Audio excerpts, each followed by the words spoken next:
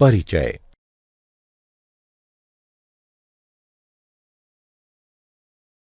छात्रों, क्या आप बता सकते हैं कि यह कौन सा समीकरण है? यह एक रैखिक समीकरण है सर। हाँ, यह एक रैखिक समीकरण है। क्या तुम इस समीकरण को हल कर सकते हो? हाँ, यह बहुत आसान है। सही। अब ये बताओ कि ये कौन सा समीकरण है? यह भी रैखिक समीकरण है। हाँ, यह भी एक रैखिक समीकरण है, लेकिन इसमें दो चर x और y हैं। अतः इसे दो चरों वाला रैखिक समीकरण कहते हैं। हम इसके बारे में और जानना चाहते हैं सर। ठीक है, अतः आज हम दो चरों के रैखिक समीकरण का अध्ययन करेंगे। उद्देश्य। इस पाठ के अंत में आप निम्न करने में सक्षम हो जाएंगे।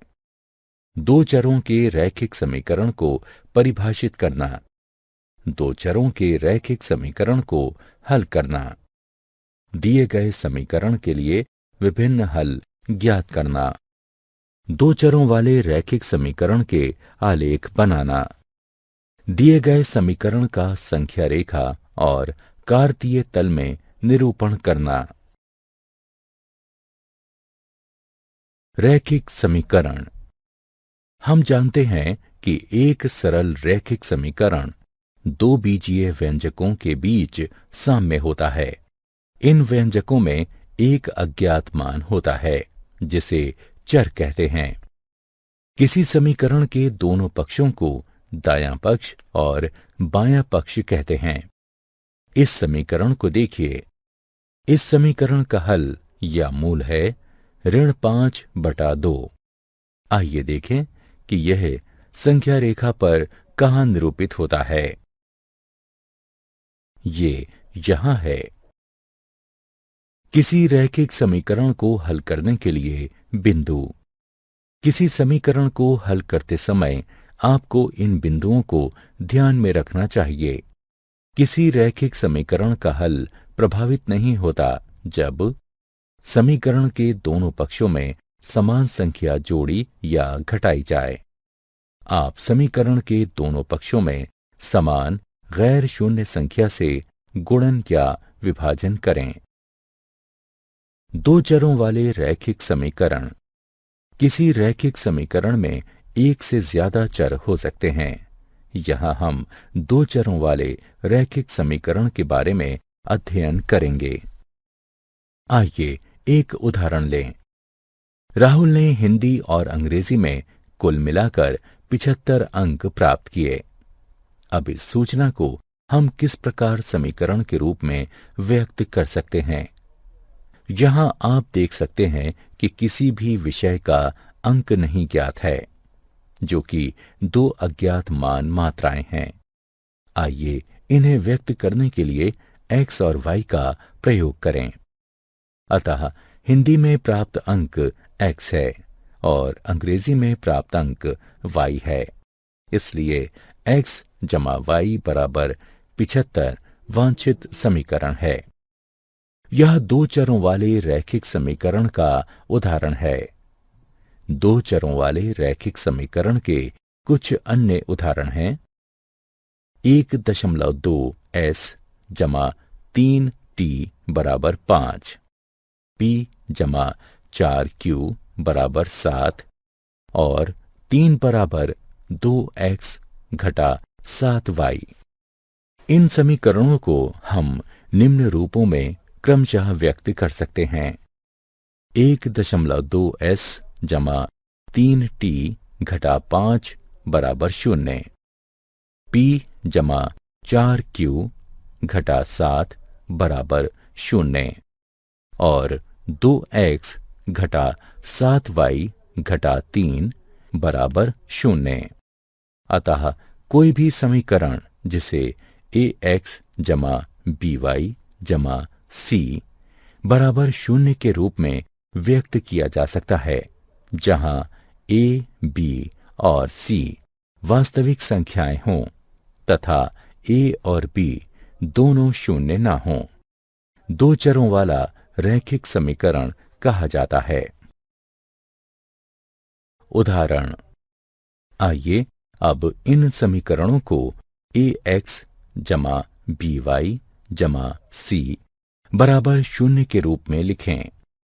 पहले समीकरण को 2x जमा 3y घटा 4.37 बराबर 0 के रूप में लिखा जा सकता है। यहाँ a बराबर 2, b बराबर 3 और c बराबर घटा 4.37 है। दूसरे समीकरण को x घटा 3y घटा 4 बराबर 0 के रूप में लिखा जा सकता है। यहाँ a बराबर 1, b बराबर घटा 3 और c बराबर घटा 4 है। अब इस समीकरण को देखिए। इस समीकरण को हम दो चरों में लिखेंगे। इसे इस प्रकार लिख सकते हैं, 1x जमा 0y बराबर घटा 5 या 1x जमा 0y जमा 5 बराबर 0। इसी प्रकार समीकरण y बराबर 2 को 0x जमा 1y बराबर 2 या 0x जमा 1y घटा 2 बराबर 0 के रूप में लिखा जा सकता है। रैखिक समीकरण का हल। हम जानते हैं कि एक चर वाले रैखिक समीकरण का एक अद्वितीय हल होता है, लेकिन दो चरों वाले रैखिक समीकरण के कितने हल होते हैं? क्योंकि समीकरण में दो चर हैं, इसलिए इसके हल में दो मानों का युग्म होगा, एक x के लिए और दूसरा y के लिए, जो समीकरण को संतुष्ट करेंगे। आइए समीकरण 2x जमा 3y बराबर 12 को लें। यहाँ x बराबर 3 और y बराबर 2 हल है, क्योंकि जब आप उपरोक्त समीकरण में x बराबर 3 और y बराबर 2 रखते हैं तो आप उत्तर में 12 प्राप्त करते हैं। इस हल को 3, 2 के रूप में भी लिख सकते हैं, क्योंकि यहाँ x का मान 3 है और y का मान 2 है। इसी प्रकार 0, 4 भी इस समीकरण के लिए एक हल है, क्योंकि जब आप समीकरण में x बराबर 0 और y बराबर 4 रखते हैं तो आप उत्तर के रूप में 12 प्राप्त करते हैं। हमने इस समीकरण के लिए कम से कम 2 हल प्राप्त कर लिए हैं। क्या हम और हल प्राप्त कर सकते हैं? क्या 6 शून्य भी इसी समीकरण का हल है? जी हां, 6 शून्य भी इसी समीकरण का हल है, क्योंकि जब हम समीकरण में x बराबर 6 और y बराबर 0 रखते हैं तो हमें उत्तर के रूप में 12 प्राप्त होता है। इसी प्रकार इस एक समीकरण के लिए अन्य कई हल प्राप्त किए जा सकते हैं और दो चरों वाले रैखिक समीकरण के विभिन्न हलों का कोई अंत नहीं है। इसलिए हम कह सकते हैं कि दो चरों वाले रैखिक समीकरण के अपरिमित रूप से अनेक हल होते हैं।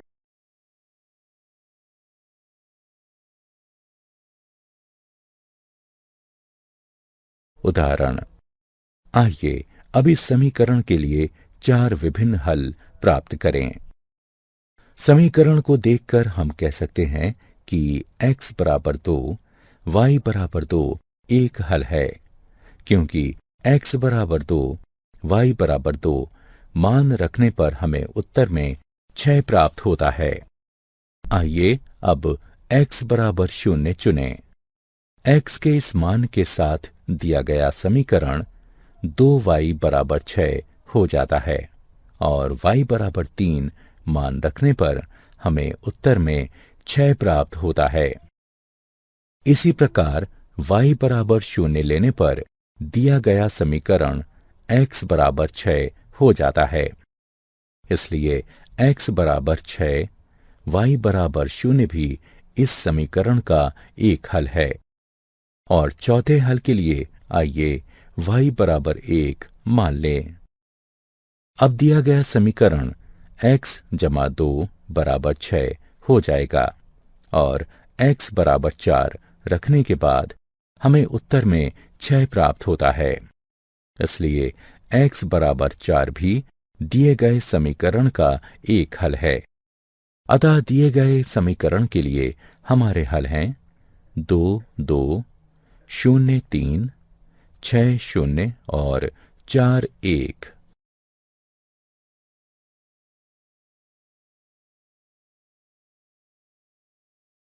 दो चरों वाले रैखिक समीकरण का आलेख। आइए अब दो चरों वाले रैखिक समीकरण के ज्यामितीय निरूपण को देखें। इस सारणी को देखें। इस दिए गए समीकरण का हल इस सारणी के रूप में दिया गया है। ये x के मान हैं और ये y के मान हैं।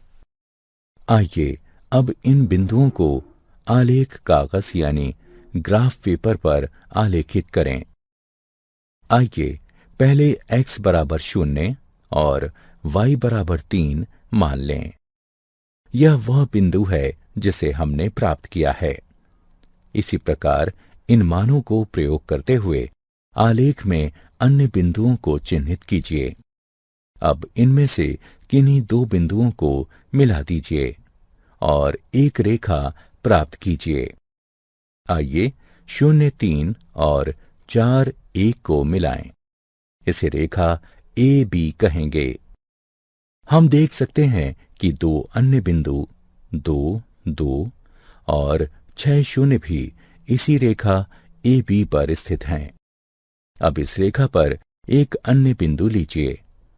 आइए बिंदु 8 घटा 1 लें। क्या ये इस समीकरण का एक हल है? जी हाँ, ये एक हल है, क्योंकि x बराबर 8 और y बराबर घटा 1 मान रखने पर हमें उत्तर में 6 प्राप्त होता है। इसलिए 8 घटा 1 एक हल है। दो चरों वाले रैखिक समीकरण का आलेख 2। हमने अपनी पिछली स्क्रीन में क्या देखा? हमने देखा कि प्रत्येक बिंदु जिसके निर्देशांक दिए गए समीकरण को संतुष्ट करते हैं, वह रेखा ए बी पर स्थित है। रेखा ए बी पर स्थित प्रत्येक बिंदु इस समीकरण का हल है।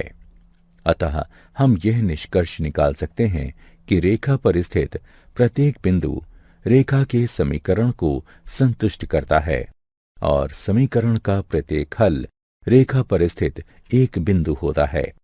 इसे रैखिक समीकरण का आलेख कहते हैं। अतः दो चरों वाले रैखिक समीकरण का आलेख प्राप्त करने के लिए दो हलों के संगत दो बिंदु आलेखित करना और उन्हें एक रेखा से मिला देना पर्याप्त होता है। उदाहरण। आइए अब एक उदाहरण देखें। बिंदु 1, 2 को लें। अब हम उस रेखा का समीकरण ज्ञात करेंगे जिस पर यह बिंदु स्थित है। क्योंकि 1, 2 रैखिक समीकरण का हल है, इसलिए हम 1, 2 से होकर जाने वाली कोई भी रेखा को प्राप्त करेंगे। ऐसे रैखिक समीकरण का एक उदाहरण x जमा y बराबर 3 है, क्योंकि जब हम x बराबर 1 और y बराबर 2 मान रखते हैं तो हमें उत्तर में 3 प्राप्त होता है। अन्य उदाहरण है y घटा x बराबर 1, y बराबर 2x। वस्तुतः ऐसे अपरिमित रूप से अनेक रैखिक समीकरण हैं जो बिंदु 1, 2 के निर्देशांकों से संतुष्ट हो जाते हैं।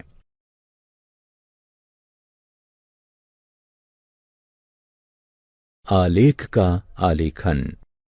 आइए समीकरण x जमा y बराबर 7 के आलेख का आलेखन करें। हम जानते हैं कि आलेख के आलेखन के लिए हमें समीकरण के कम से कम 2 हल चाहिए।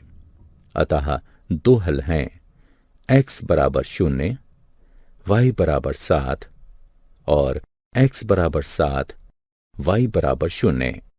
हम इस सारणी का प्रयोग आलेख के आलेखन के लिए कर सकते हैं। ये x के मान हैं और ये y के मान हैं। x बराबर 0 और y बराबर 7 मान के लिए बिंदु ये हैं और x बराबर 7 और y बराबर 0 मान के लिए बिंदु ये हैं। अब इन दोनों बिंदुओं को मिला दीजिए। यह दिए गए समीकरण का वांछित आलेख है।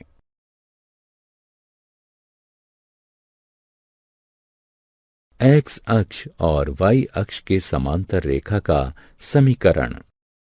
अब एक प्रश्न का उत्तर दीजिए। किसी प्राकृतिक संख्या n के लिए बिंदु 2, 0, घटा 3, 0, 4, 0 और n 0 कार्तीय तल में कहाँ स्थित होते हैं? हाँ, ये सभी x अक्ष पर स्थित हैं। लेकिन आप जानते हैं कि ऐसा क्यों है? क्योंकि x अक्ष पर सभी बिंदुओं के y निर्देशांक 0 हैं। वस्तुतः x अक्ष पर स्थित प्रत्येक बिंदु x 0 के रूप में होता है। अतः x अक्ष का समीकरण y बराबर 0 के रूप में व्यक्त किया जाता है।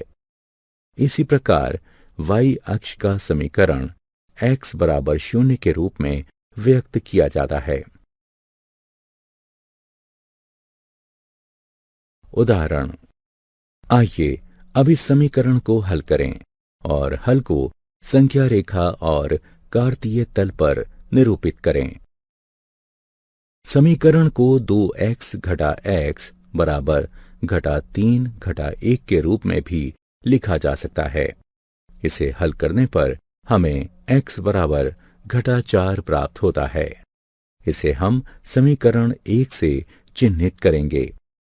आइए अब देखें कि यह संख्या रेखा पर कहाँ स्थित है। ये यहां पर स्थित है। अब हम जानते हैं कि x बराबर घटा 4 को निम्न प्रकार से लिखा जा सकता है।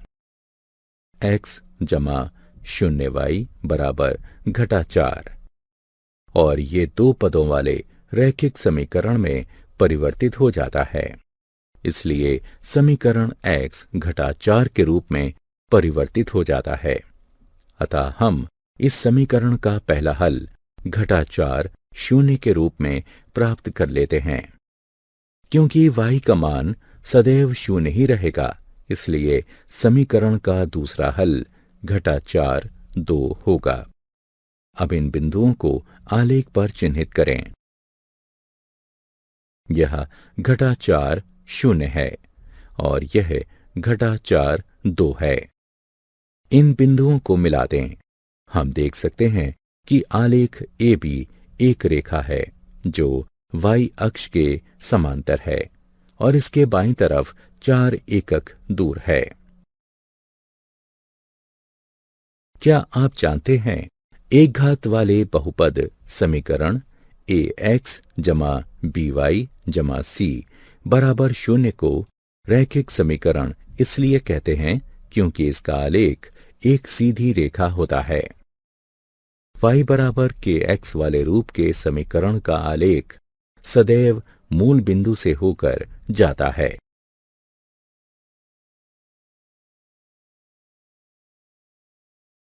सारांश। आइए हमने जो कुछ सीखा है उसे संक्षेप में दोहराएं। कोई भी समीकरण जिसे ax जमा by जमा c बराबर 0 के रूप में व्यक्त किया जा सकता है, जहां a, b और c वास्तविक संख्याएं हों तथा a और b दोनों 0 ना हों, 2 चरों वाला रैखिक समीकरण कहा जाता है। 2 चरों वाले रैखिक समीकरण के अपरिमित रूप से अनेक हल होते हैं। 2 चरों वाले प्रत्येक रैखिक समीकरण का आलेख एक सीधी रेखा होता है। एक्स अक्ष का समीकरण y बराबर 0 होता है और y अक्ष का समीकरण x बराबर 0 होता है। x बराबर a का आलेख एक सीधी रेखा होता है जो y अक्ष के समांतर होती है। y बराबर a का आलेख एक सीधी रेखा होता है जो x अक्ष के समांतर होती है। y बराबर mx वाले रूप का समीकरण एक रेखा को प्रदर्शित करता है जो सदैव मूल बिंदु से होकर गुजरती है। दो चरों के रैखिक समीकरण के आलेख पर स्थित प्रत्येक बिंदु रैखिक समीकरण का हल होता है। साथ ही रैखिक समीकरण का प्रत्येक हल रैखिक समीकरण के आलेख पर स्थित एक बिंदु होता है।